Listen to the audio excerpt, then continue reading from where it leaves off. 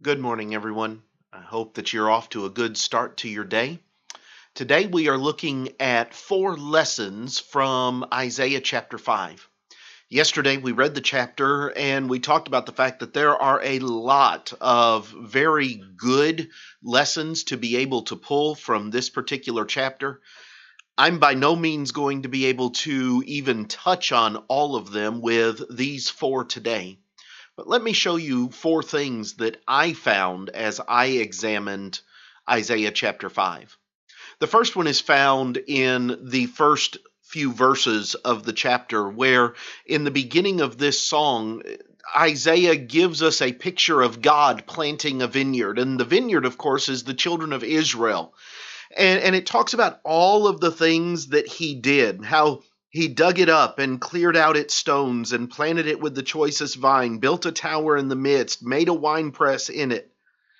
And then it says he expected it to bring forth good grapes, but instead it brought forth wild grapes.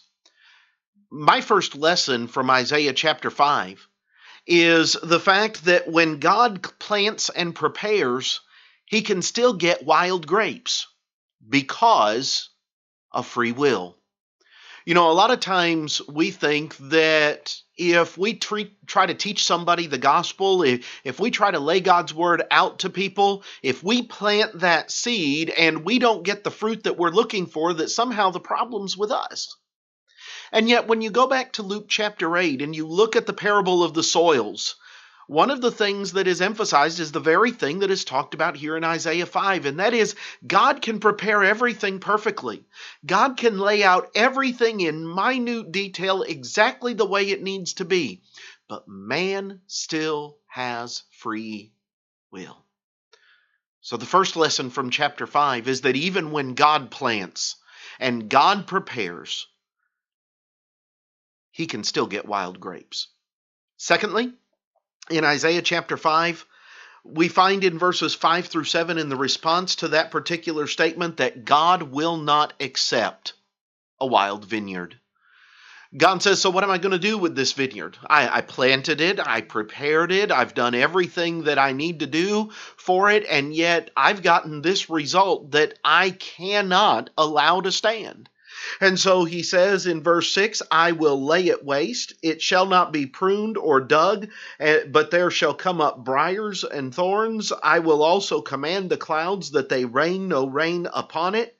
For the vineyard of the Lord of hosts is the house of Israel, and the men of Judah are his pleasant plant. He looked for justice, but behold oppression, for righteousness, but behold a cry for help. If we think we're going to be able to do whatever it is we want to do and God's just going to stand by and accept it, we've got another thing coming. Because God will not allow a wild vineyard to stay. He showed it with Israel. He showed it with Judah. And he even shows it in the book of Revelation, in Revelation chapters 2 and 3, when he's talking there to the 7 churches of Asia Minor. God will not allow a wild vineyard to stay. In the third place, from chapter 5, I come down to verses 11 and 12, and I see the woe there that Isaiah gives to those who are only chasing personal pleasure.